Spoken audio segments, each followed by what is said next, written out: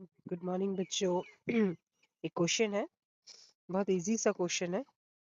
Current ratio आपको calculate करना है इंफॉर्मेशंस में working capital, current assets, inventory and trade receivables दिया हुआ है। तो जैसे कि आप लोग जानते हो, करंट रेशियो का क्या है, कैसे कैलकुलेट करोगे करंट रेशियो को? जी हाँ, करंट रेशियो को कैलकुलेट करने के लिए आपको चाहिए current assets and current liabilities,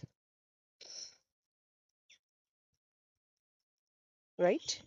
तो current ratio is equal to current assets by current liabilities. तो आपका क्वेश्चन में आपको करंट एसेट्स तो दिया हुआ है, बट वर्किंग कैपिटल दिया हुआ है instead of current liabilities. Current liabilities नहीं दिया हुआ है, बट वर्किंग कैपिटल दिया हुआ है ना। तो कैसे कैलकुलेट करोगे?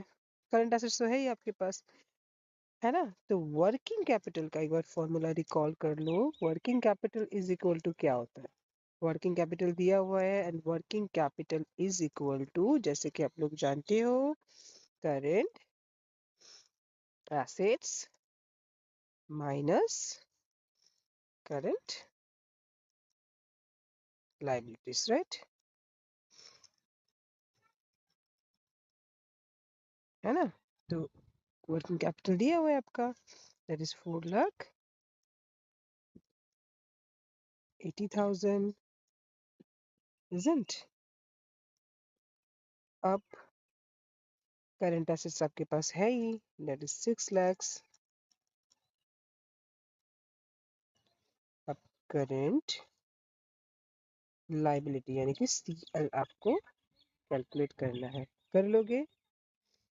कर लोगे कैलकुलेट? कैलकुलेट करके आंसर आप क्या करोगे? अभी यहाँ पर तो करंट लायबिलिटी कैलकुलेट करोगे एंड करंट लायबिलिटी कैलकुलेट करने के बाद आपको मिल जाएगा। आप इजीली करंट रेशियो कैलकुलेट कर सकते हो। तो करके हमको आंसर कमेंट बॉक्स में भेजो।